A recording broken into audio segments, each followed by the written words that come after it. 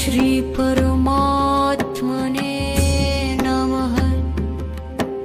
नारायणं नमस्कृत्य नरं चैव नरोत्तमं देवीं सरस्वतीं व्यासं ततो जयमुदीरयेत्। ओमथ सकल सौभाग्यदायकम् श्री विष्णु सहस्रनाम स्तोत्रम्। शुक्लाम्बरधरं विष्णु शशिवर्णं चतुर्भुजं प्रसन्नवदनं ध्यायेत् सर्वविघ्नोपशान्तये। यस्य द्विरदवक्त्राद्याः पारिषद्याः परशतं विघ्नं निघ्नन्ति सततं विश्वक्सेनन्तमाश्रये। व्यासं वसिष्ठनप्तारं शक्तेः पौत्रमकल्मषम् पराशरात्मजं वन्दे शुकतातं तपोनिधिम्। व्यासाय विष्णुरूपाय व्यासरूपाय विष्णवे नमो वै ब्रह्मनिधये वासिष्ठाय नमो नमः। अविकाराय शुद्धाय नित्याय परमात्मने सदैकरूपरूपाय विष्णवे सर्वजिष्णवे। यस्य स्मरणमात्रेण जन्म संसारबन्धनात् विमुच्यते। नमस्तस्मै विष्णवे प्रभविष्णवे। नमः समस्तभूतानामादिभूताय भूभृते अनेकरूपरूपाय विष्णवे प्रभविष्णवे। ॐ नमो विष्णवे प्रभविष्णवे। श्रीवैशम्पायन उवाच श्रुत्वा धर्मानशेषेण पावनानि च सर्वशः युधिष्ठिरः शान्तनवं पुनरेवाप्यभाषत। युधिष्ठिर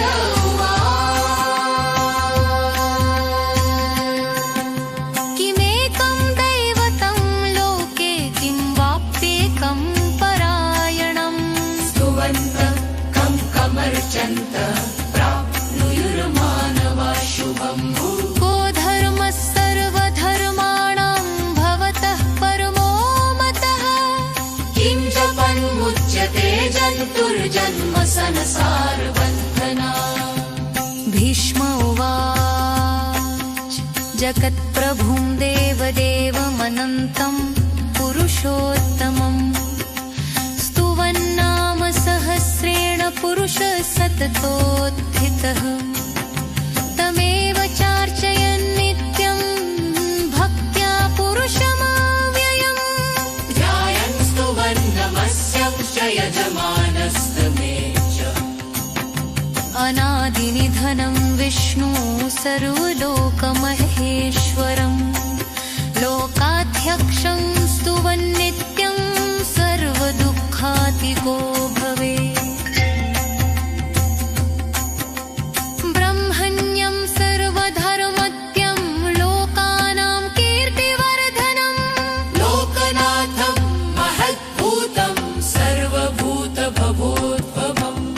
वेश्मे सर्वधर्माणां धर्मोऽधिकतमो मतः यद्भक्त्या पुण्डरीकाक्षं स्तवैरर्चन्नरः सदा।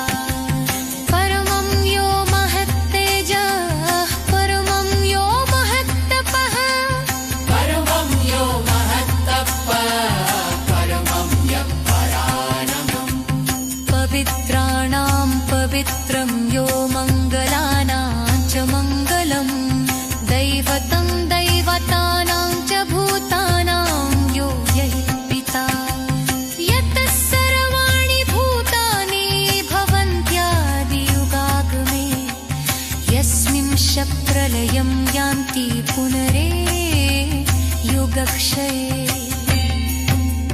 तस्य लोकप्रधानस्य जगन्नाथस्य भूपते विष्णोर्नाम सहस्रं मे शृणु पापभयापहम्। यानि नामानि गौणानि विख्यातानि महात्मनः ऋषिभिः परिगीतानि तानि वक्ष्यामि भूतये। ऋषिर्नाम्नां सहस्रस्य वेदव्यासो महामुनिः छन्दोनुष्टुप् तथा देवो भगवान् देवकीसुतः। अमृतांशुद्भवो बीजं शक्तिर्देवकीनन्दनः त्रिसामा हृदयं तस्य शान्तर्थे विनियोजते। विष्णु जिष्णु महाविष्णु प्रभविष्णु महेश्वरम् अनेकरूपदैत्यान्तं नमामि पुरुषोत्तमम्। श्रीवेदव्यासुवाच ओमस्य श्रीविष्णोर्दिव्यसहस्रनामस्तोत्रमहामन्त्रस्य श्रीवेदव्यासो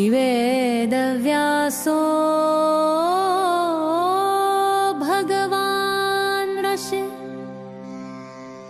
अनुष्टुप् छन्दः श्रीमहाविष्णु परमात्मा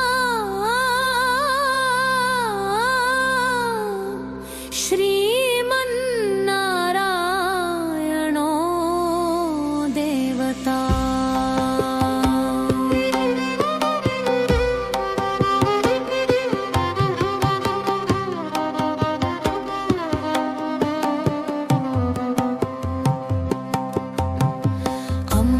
अमृतांशुद्भवो भानुरिति बीजम्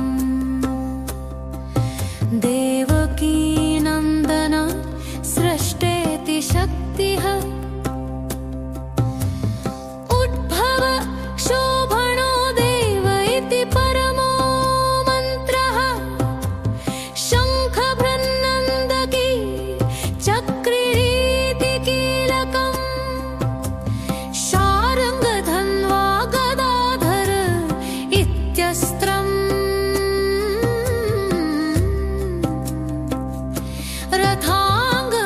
रथाङ्गपाणिरक्षोभ्य इति नेत्रम् त्रिसामा सामक सामेति कवचम् आनन्दं परब्रह्मेति योनिः ऋतुः सुदर्शनः काल इति दिग्बन्धः श्रीविश्वरूप इति ध्यानम् श्रीमहाविष्णुप्रीत्यर्थे सहस्रनामस्तोत्रपाठे विनियोगः अथ न्यास। ॐ शिरसि वेदव्यासऋषये नमः। मुखे अनुष्टुप् छन्दसे नमः।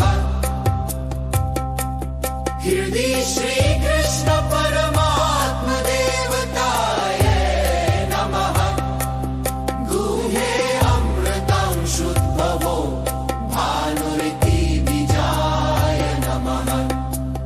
पादयोर्देवकीनन्दन सृष्टेति शक्तये नमः।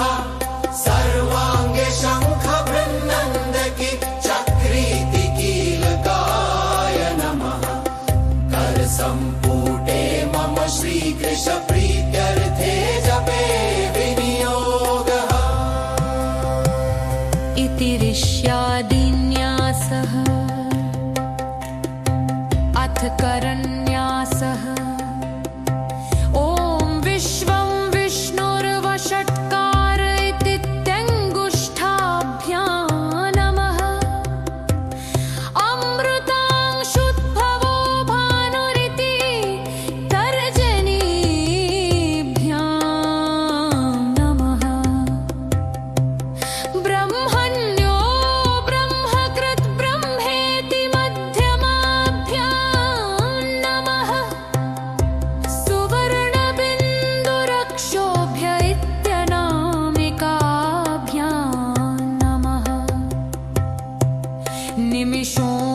निमिष स्रग्वीति कनिष्ठिकाभ्यां नमः रथाङ्गपाणिरक्षोभ्य इति करतल करपृष्ठाभ्यां नमः इति करन्यासः अथ षडङ्गन्यासः ॐ विश्वं विष्णुर्गषट्कार इति हृदयाय नमः अमृतांशुद्भवो भानुरिति शिरसे स्वाहा ब्रह्मण्यो ब्रह्मकृत् ब्रह्मेति शिखाये वषट् सुवर्णबिन्दुरक्षोभ्य इति कचाय हुं निमिषो निमिष स्रग्वीति नेत्रत्रयाय वोषट् रथाङ्गपाणिरक्षोभ इत्यस्त्राय फट् सुरत सुमुख सूक्ष्मेति ज्ञानाय हृदयाय नमः सहस्रमूर्धा विश्वात्मेति ऐश्वराय शिरसे स्वाहा सहस्रार्चि सप्तजिह्वेति शक्ते शिखाये वषट् त्रिसामा सामग सामेति बलाय कचाय हुं रथाङ्गपाणिरक्षोभ इति तेजसे नेत्रत्रयाय वोषट् शारङ्गधन्वा गदाधर इति वीर्याय अस्त्राय फट् ऋतुः सुदर्शनः काल इति भूर्भुवः सुवरोमिति दिग्बन्धः इति षडङ्गन्यासः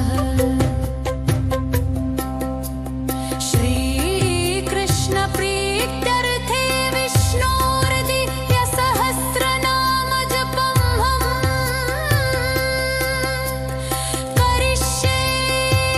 करिष्येति सङ्कल्पः अथ ध्यानम्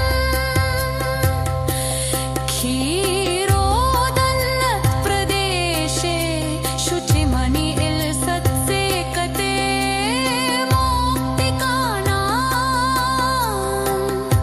टहड सपटिक मणिनिभैर्मौक्तिकैर्मण्डिताङ्गः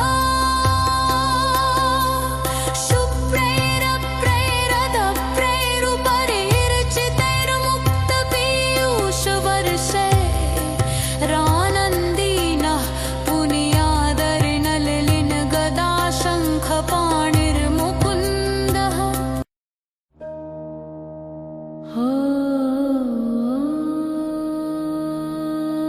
भूपादौ यस्य नभिर्ददसुरनिलश्चन्द्रसूर्यौ च नेत्रे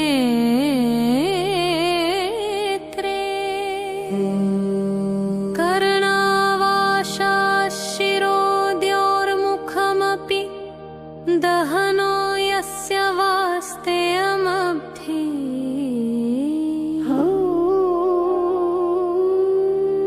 अन्तस्थं यस्य विश्वं सुरनरखगो भोगि गन्धर्वदैत्यै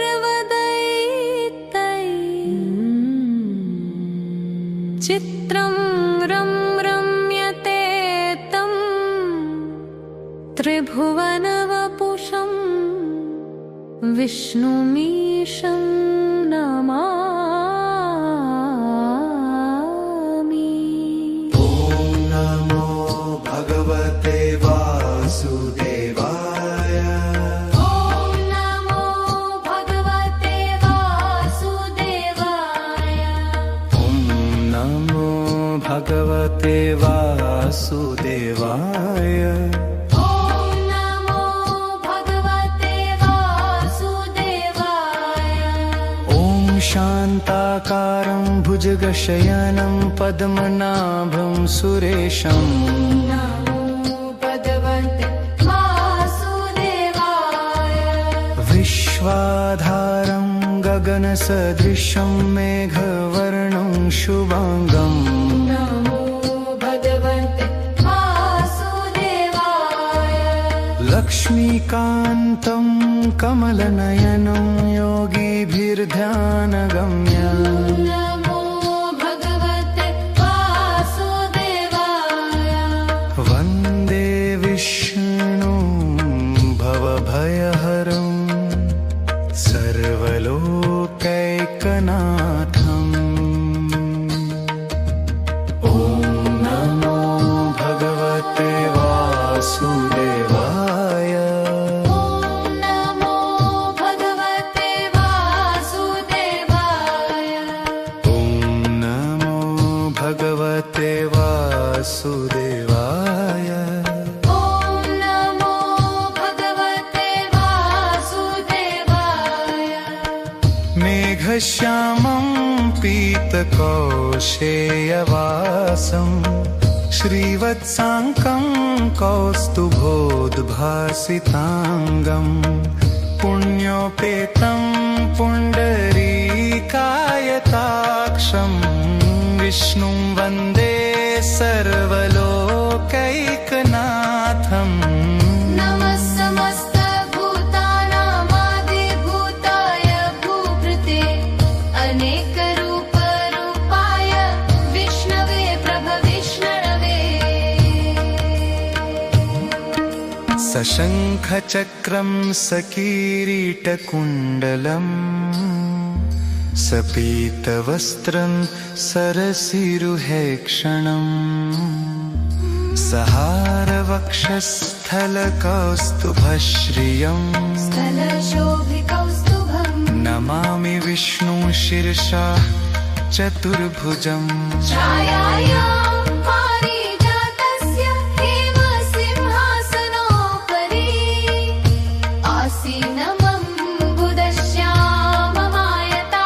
आसीनमम्बुदश्याममायताक्षमलङ्कृतम् चन्द्राननं चतुर्बाहुं श्रीवत्साङ्कितवक्षसं रुक्मिणीसत्यभामाभ्यां सहितं कृष्णमाश्रये स्तोत्रम्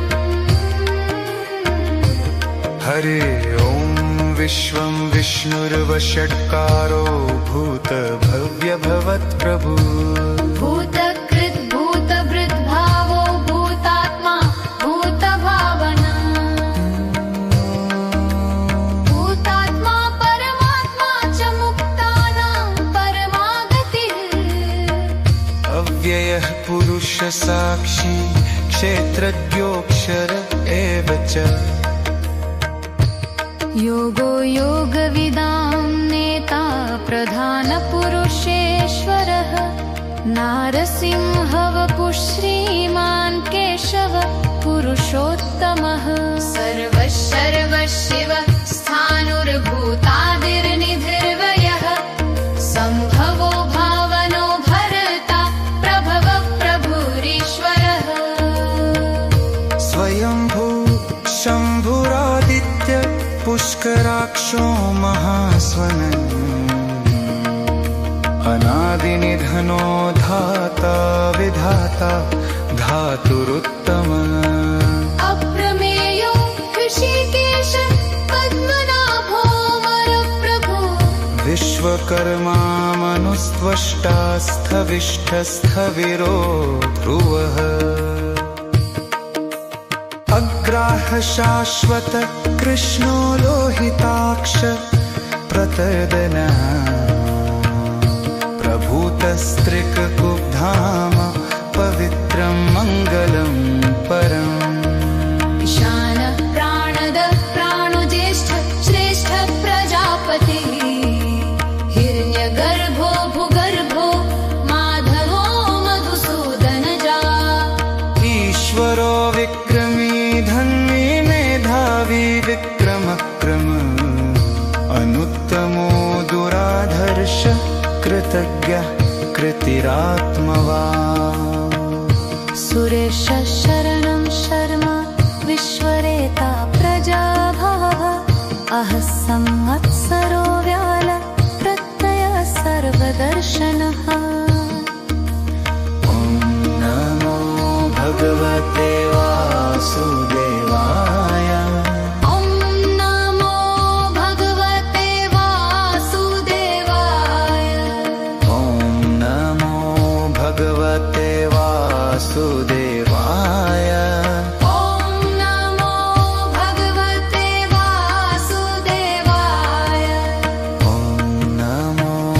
भगवते वासुदेवाय। ॐ नमो भगवते वासुदेवाय।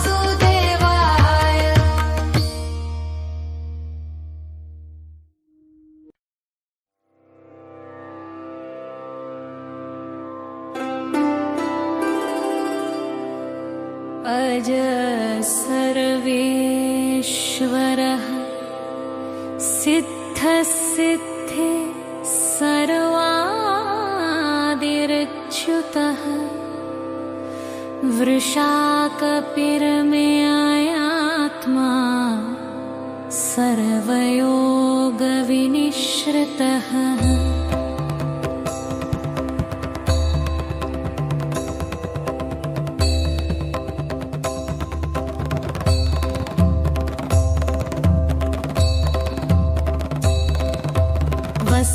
वसुर्वसुमनाः सत्यसमात्मा संमितः समः अमोघ पुण्डरीकाक्षो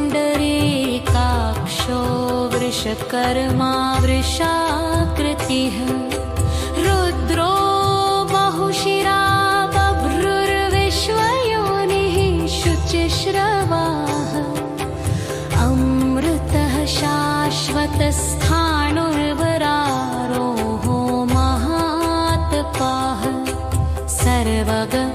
सर्वविद्भदुर्विश्वक्सेनो जनार्हनः वेदो वेदविदव्यङ्गो वेदाङ्गो वेदवित् कविः लोकाध्यक्षः सुराध्यक्षो धर्माध्यक्ष कृताकृतः चतुरात्मा चतुर्दंश्चतुर्भुजः भ्राजिष्णुर्भोजनं भोक्ता सहिष्णुर्जगदादिजः अनघो विजयो जेता विश्वयोनि पुनर्वसुः उपेन्द्रो वामन प्रावशुरमोघ शुचिरूर्जितः अतीन्द्र संग्रह सर्गोधृतात्मा नियमो यमः वेद्यो वैद्यः सदा योगी वीरः माधवो मधुः अतीन्द्रियो महामायो महोत्साहो महाबलः महाबुद्धिर्महावीर्यो महाशक्तिर्महाद्युतिः अनिर्देश्यवपु श्रीमान् मेयात्मा महात्रिधः महेश्वासो महीभर्ता श्रीनिवासः सताङ्गतिः अनिरुद्धः सुरानन्दो गोविन्दो गोविदाम्पतिः मरीचिर्दमनो हस्तसुपर्णो भुजगोत्तमः हिरण्यनाभः सुतपाः पद्मनाभ प्रजापतिः अमृत्युः सर्वदृक् सिंहसन्धाता सन्धिमान् स्थिरः अजो दुर्मर्षणशास्ता विश्रुतात्मा सुरारिहा गुरुर्गुरुतमो धाम सत्य सत्यपराक्रमः निमिषो निमिष स्रग्विवाचस्पतिरुदारधि अग्रणीर्ग्रामणी श्रीमान्यायो नेता समीरणः सहस्रमूर्धा विश्वात्मा सहस्राक्ष सहस्रपात् आवर्तनो निरुक्तात्मा संवृत सप्रमर्दननः अह संवर्तको वह्निरनिलो धरणीं प्रसाद प्रसन्नात्मा विश्रधृत्यश भुग्विभुः सत्परता सत्कृतः साधुर्जहनुर्नारायणो नरः असंख्येयो प्रमेयात्मा विशिष्ट शिष्टकृच्छुचे सिद्धार्थ सिद्ध संकल्प सिद्धिद सिद्धिसाधनः वृषाहे वृषभो विष्णुर्वृषपर्वा वृषोदरः वर्धनो वर्धमानश्च विविक्तः श्रुतिसागरः सुभुजो दुर्धरो वाग्मी महेन्दो वसुदो वसुः नैकरूपो बृहद्रूप शिपिविष्टः प्रकाशनः ओजस्तेजोद्युतिधर प्रकाशात्मा प्रतापनः रिद्धस्पष्टाक्षरो मन्त्रश्चन्द्रांशुर्भास्करद्युतिः अमृतांशुद्भवो भानुशशबिन्दु सुरेश्वरः औषधं जगतसेतु सत्यधर्मपरापरमः भूतभव्यभवन्नाथ पवनपावनो ललः कामः कामकृत्कान्त कामकामप्रद प्रभुः युगादिकृद्युगावरुतो नैकमायो महाशनः अदृश्यो व्यक्तरूपश्च सहस्रजिदनन्तजित् इष्टो इशिष्टशिष्टश्च शिखण्डी नहुषो वृषः क्रोधः क्रोधकृत्कर्ता विश्वः वहुर्महीषी अच्युतः भक्तुः पायो गायुमो मासखावुजः मुपानिघ्रहिष्ठालग्नमुक्तः ततीष्कृतः स्कन्दः स्कन्दगरो पुरयो गरनो महायुवाहनः रासोतेरेयो बृहत्खानो राजिदेवः पुरन्दरः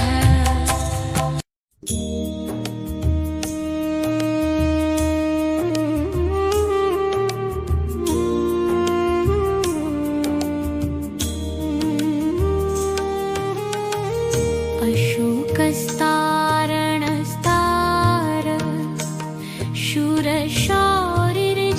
शूरशौरिर्जनेश्वरः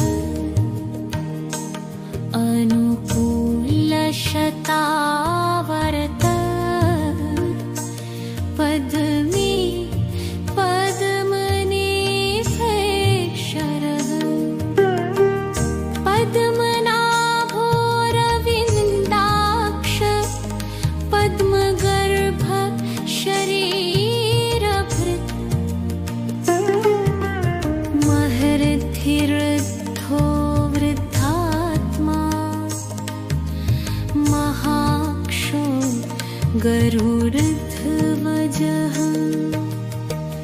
अतुलः शरभो भीम समयज्ञो हविर्हरि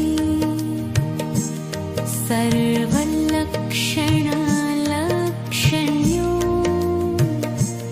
लक्ष्मीवान् समितिञ्जयः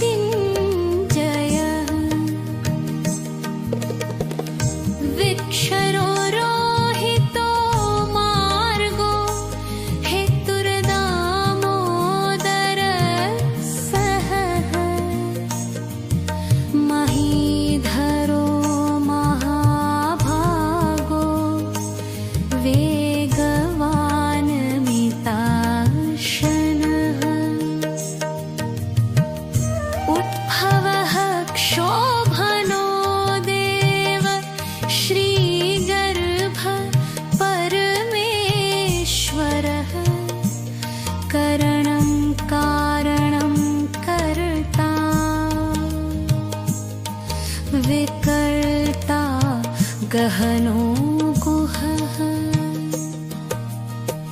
व्यवसायो व्यवस्थान संस्थान स्थानदो ध्रुवः परर्थे परमस्पष्ट स्तुष्ट पुष्ट शुभे क्षणव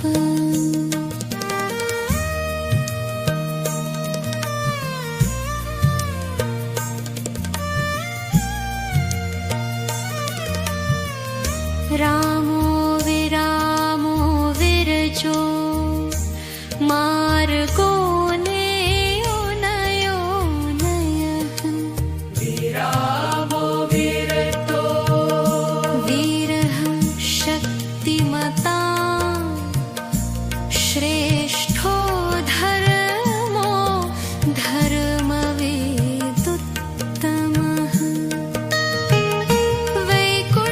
वैकुण्ठपुरुष प्राण प्राणदः प्रणवपृथुः हिरण्यगर्भ शत्रुघ्नो व्याप्तो वायुर्धोक्षजः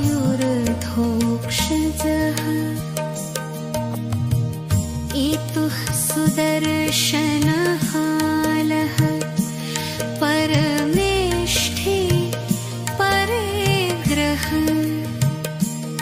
उग्र संवत्सरो दक्षो विश्रामो विश्वदक्षिणः विस्तारः स्थावरस्थाणो प्रमाणं बीजम्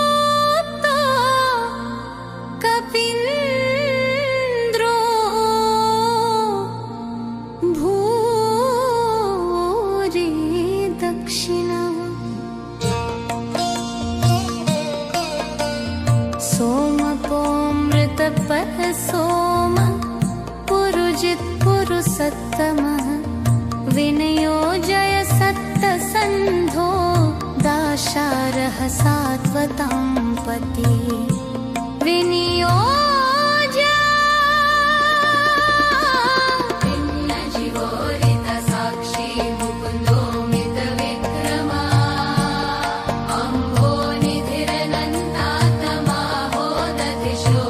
होदधिशोऽन्तका अजो महार्हर स्वाभाव्योजिता मित्र प्रमोदनः आनन्दो नन्दनो नन्दः सत्यधर्मा त्रिविक्रमः महर्षिः कपिलाचार्यः कृतज्ञो मेदिनीपतिः त्रिपत्तस्त्रिदशाध्यक्षो महाशृङ्ग कृतान्तकृत् महावराहो गोविन्द सुषेण कनकाङ्गदी गुह्यो गभीरो गहनो गुप्तश्चक्रगदाधरः वेदास्वाङ्गोजितः कृष्णो दृढः सङ्कर्षणोच्युतः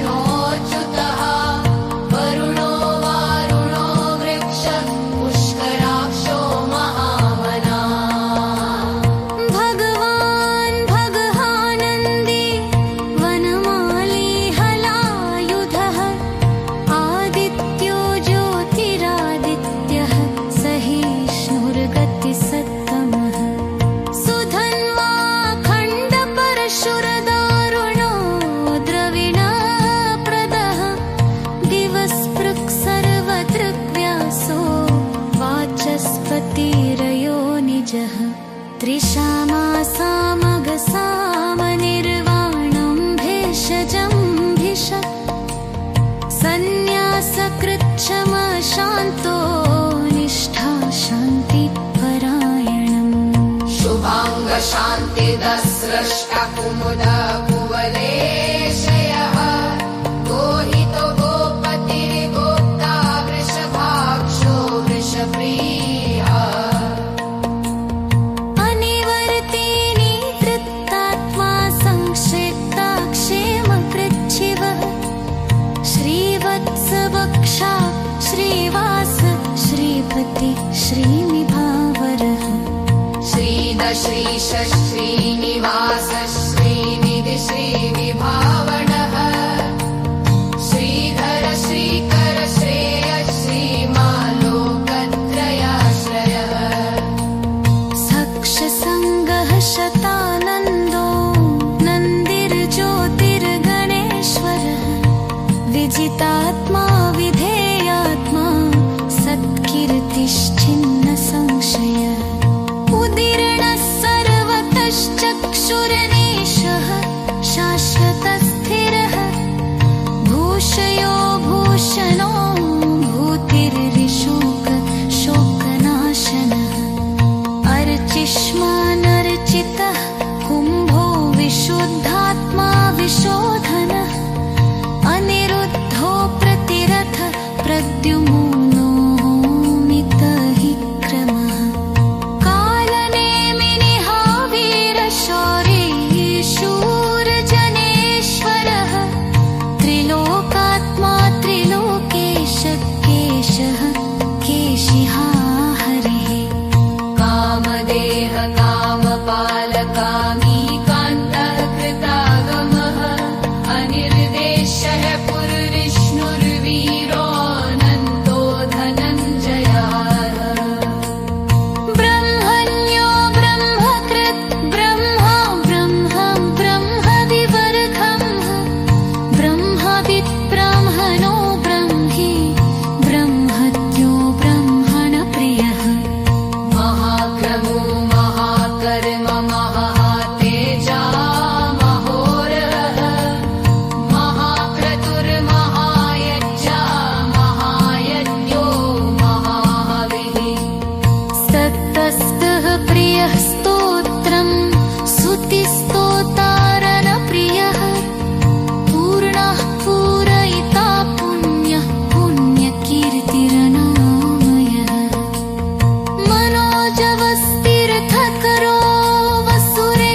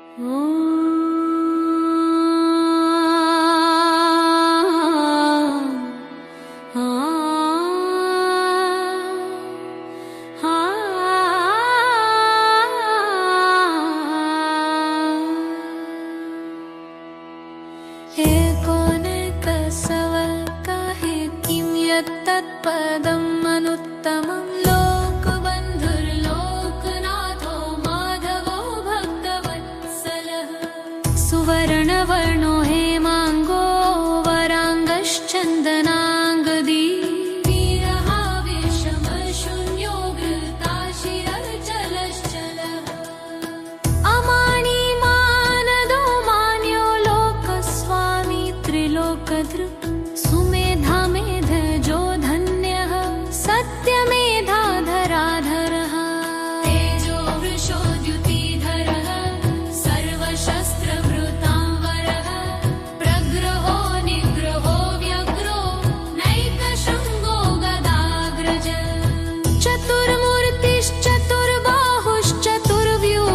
चतुर्मूर्तिश्चतुर्बाहुश्चतुर्व्यूहश्चतुर्गतिः चतुरात्मा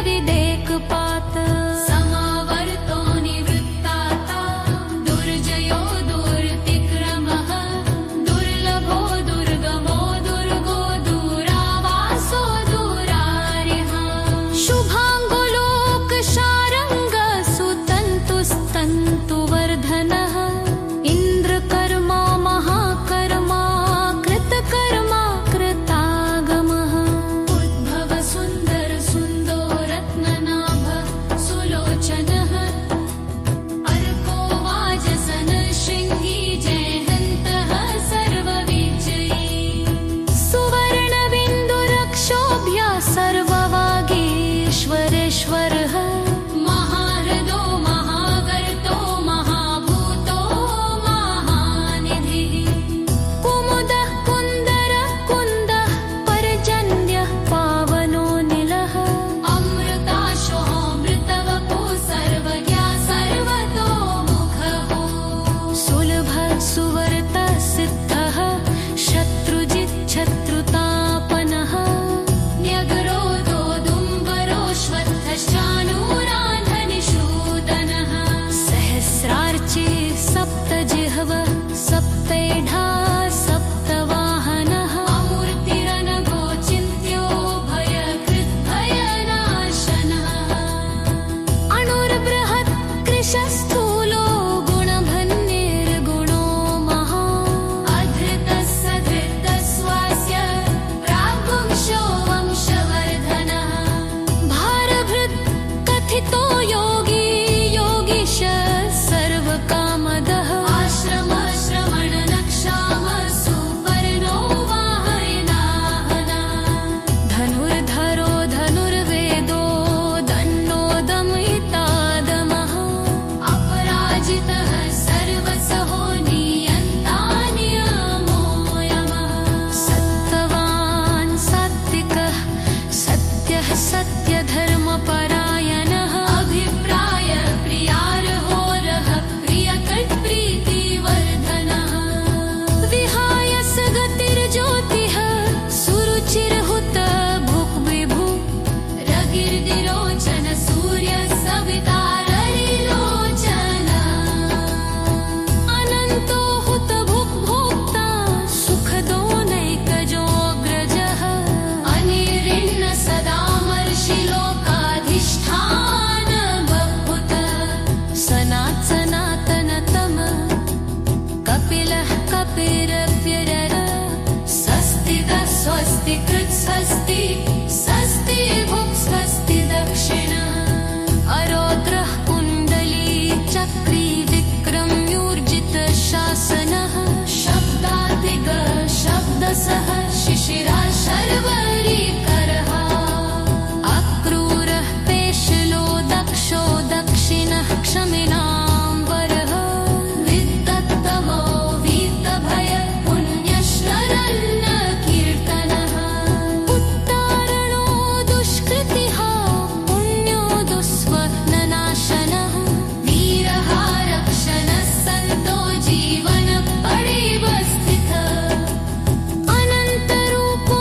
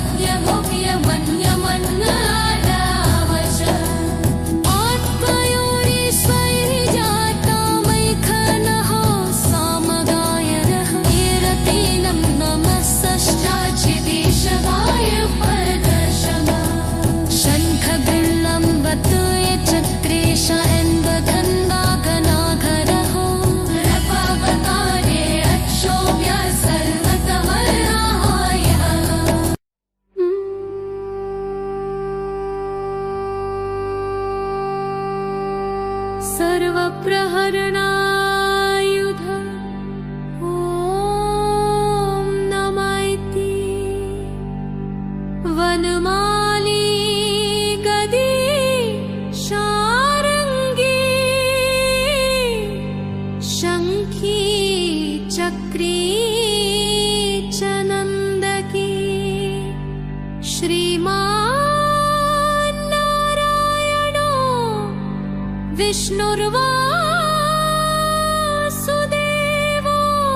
विष्णुर्वासुदेवोऽभिरक्षतु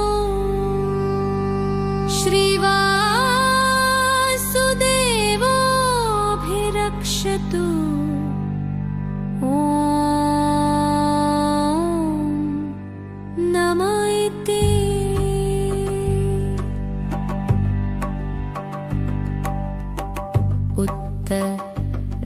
उत्तरन्यासः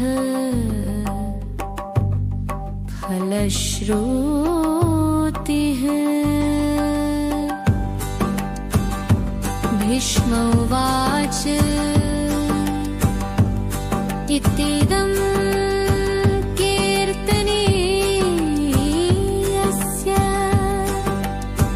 केशवस्य महात्मनः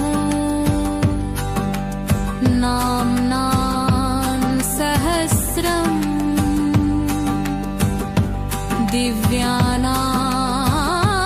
दिव्यानामशेषेरम्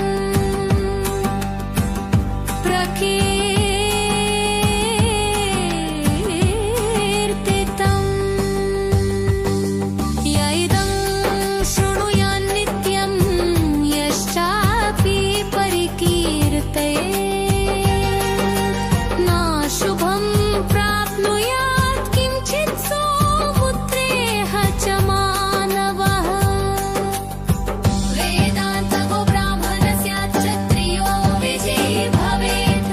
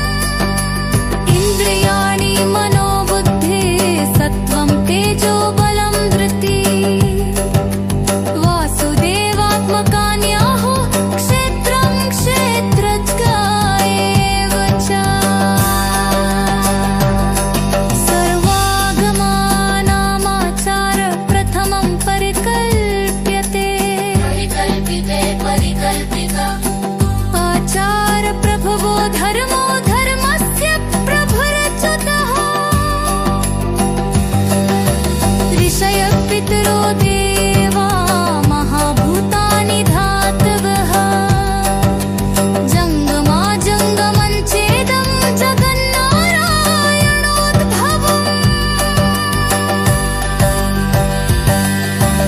योगो ज्ञानं तथा साङ्ख्यं विद्या शिल्पादिकर्म च वेदाः शास्त्राणि विज्ञानमेतत् सर्वो जनार्दनात् एको विष्णुर्महद्भूतं पृथग्भूतान्यनेकशः त्रिलोकान्याप्यभूतात्मा भुङ्क्ते विश्वभुग्रव्ययः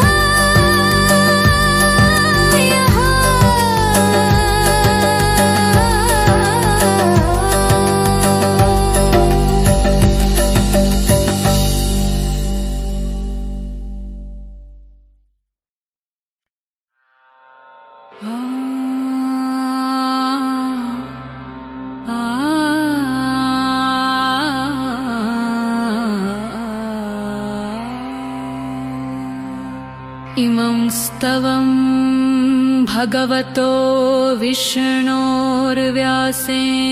कीर्तितम् पठेद्य इच्छेत् पुरुषः श्रेयः प्राप्तुं सुखानि च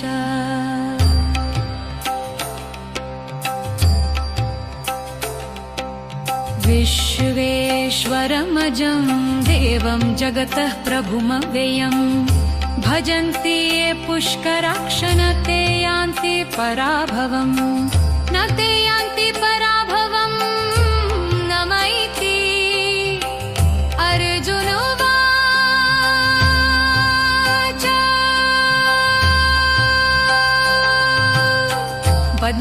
पद्मपत्रविशालाक्ष पद्मनाभसुरोत्तम भक्तानामनुरक्तानां त्राता भव जनार्दन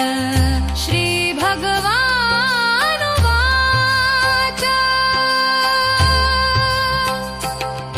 यो मां सहस्रेण स्तोतुमिच्छति पाण्डव सोऽहमेकेन श्लोकेन स्तुत एव न संशयः स्तुत एव न संशय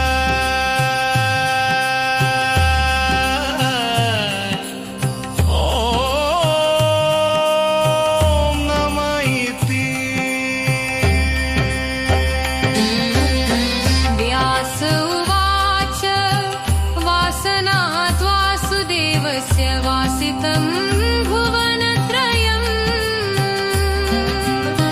सर्वभूतनिवासोऽसि वासुदेव नमोऽस्तु ते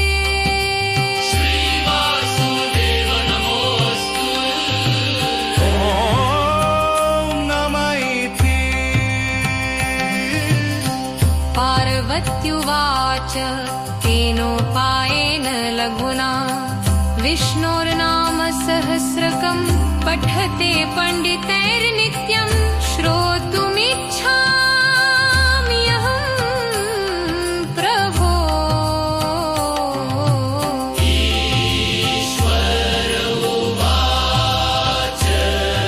श्रीराम राम रामेति रमे रामे मनोरमे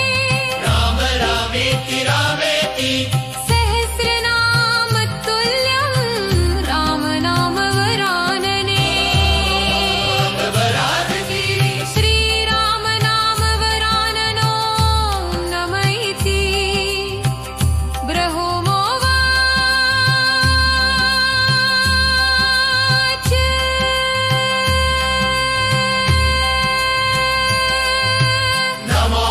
नमोऽस्त्वनन्ताय सहस्ररूपमूर्तये सहस्रपादाक्षि शिरोरुबाहवे सहस्रनाम्ने पुरुषाय शाश्वते सहस्रकोटियुगधारिणे नमः सहस्रकोटियुगधारिणे नमः नमः इति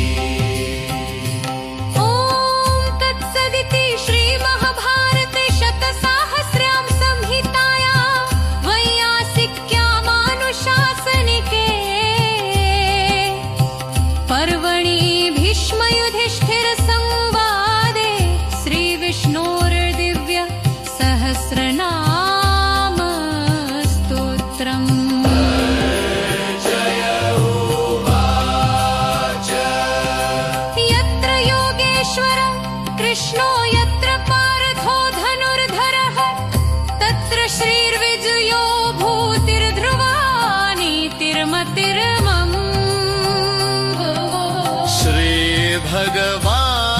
श्रीभगवानुवाच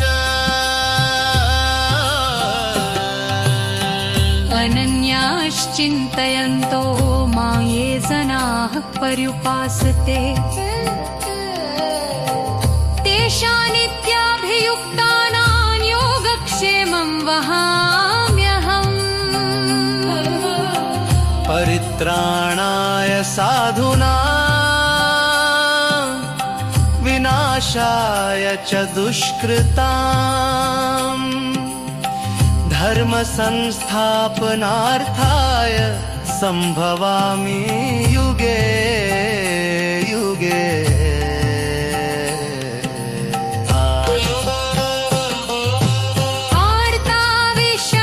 आर्ताविषण्णाशिथिलाश्च भीता घोरेषु च व्याधिषु वर्तमाना संकीर्त्य नारायण शब्दमात्रं विमुक्तदुःखा सुखिनो भवन्ति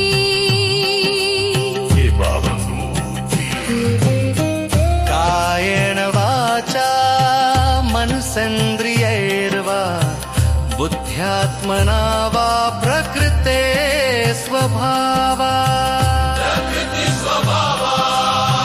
करोमि यद्यत् सकलं परस्मै नारायणायेति समर्पयामि